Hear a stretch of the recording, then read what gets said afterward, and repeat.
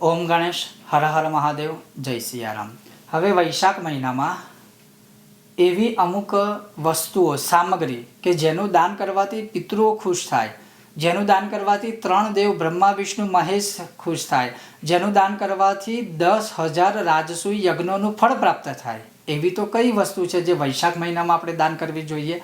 આજે સત્સંગના માધ્યમથી હું તમને શ્રવણ કરાવીશ. જો તમને આજનો આ સત્સંગ વિશે વિડીયો પસંદ આવે તમે લાઇક કરજો ને શેર કરજો ને ચેનલ પર નવા હોય સબસ્ક્રાઇબ કરીને ઘંટીનું ચિહ્ન દબાવજો. તો ચાલો સત્સંગ શરૂ કરીએ. હવે વૈશાખ મહિનામાં જળ, વ્યજન એટલે કે પંખો, પાદુકા એટલે ચંપલ અને અન્નદાન અથવા સીધાનું દાન, આ જે 4 દાન છે એ બહુ મહાન દાનો કીધા છે અને આ આપણા શાસ્ત્રોમાં લખેલા છે.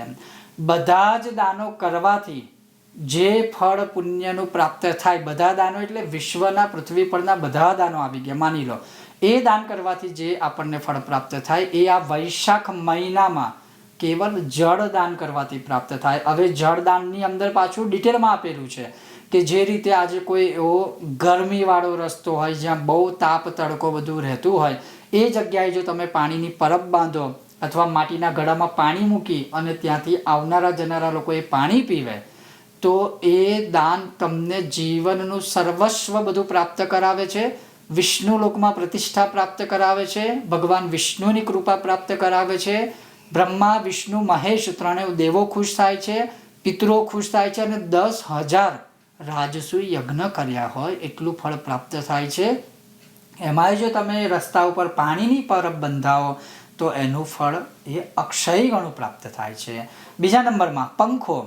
જો તમે તમારા ગોર બાપાને કે જે તમને એવું લાગતું હોય કે જે બ્રહ્મદેવને જરૂર છે એના ઘરમાં જો તમે વ્યજન પંખાનું દાન કરો.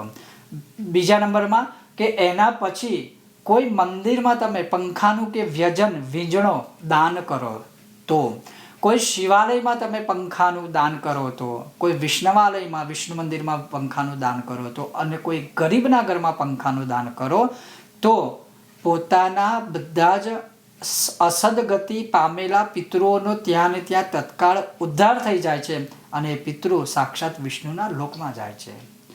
જે કોઈ પણ મનુષ્ય, જે કોઈ પણ માણસ પાદુકાનું એટલે કે ગરીબોને ચંપલનું દાન કરે, પોતાના શુકલ કે ગોળને ચંપલનું દાન કરે તો એને યમના દૂતો ક્યારેય કોઈ પીડા કષ્ટ પમાડતા નથી અને જ્યારે અંતે ઉપર એટલે કે ભગવાનના ધામમાં જાય અને કાંટાળો પંથ આવે ત્યાં એને ક્યારેય કાંટા વાગવા દેતા નથી. ભગવાન વિષ્ણુના દૂતો અંતે વિષ્ણુ લોકમાં જાય છે.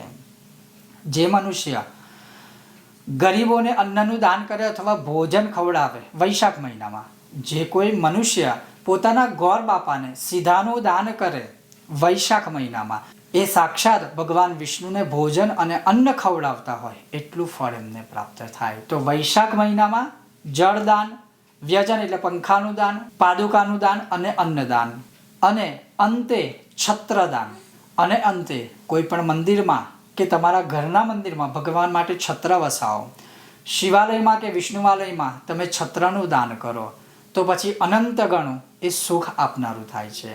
તો આ રીતે વૈશાખ મહિનામાં જળનું દાન, વ્યજન એટલે કે પંખાનું દાન, પાદુકાનું દાન, અન્નદાન અથવા સીધું દાન અને અંતે છત્રનું દાન કરવાથી સદગતિ પામેલા પિતૃઓ, અસદગતિ પામેલા પિતૃઓને મોક્ષ પ્રાપ્ત થાય છે, વિષ્ણુ લોકમાં સાયુજ્ય પ્રાપ્ત થાય છે અને જે આ સત્કર્મ કરે છે તો એ પુણ્યના ચોપડે બધું નોંધાય છે, યાદ રાખજો. અને આ બધું જ કરી શકાય છે વૈશાખ મહિનામાં. આ તો આજનો સત્સંગ. જો આ સત્સંગ તમને પસંદ આવ્યો હોય લાઇક કરજો, શેર કરજો અને ચેનલ પર નવા હોય સબસ્ક્રાઇબ કરીને ઘંટીનું ચિહ્ન દબાવજો. ખૂબ જ જલ્દી મળીશું નવા વિષયને વિડીયો સાથે. તમે જોતા રહો ચાલો સત્સંગ કરીએ મારી સાથે. ઓમ ગણેશ, હર હર મહાદેવ, જય શ્રી માધવ.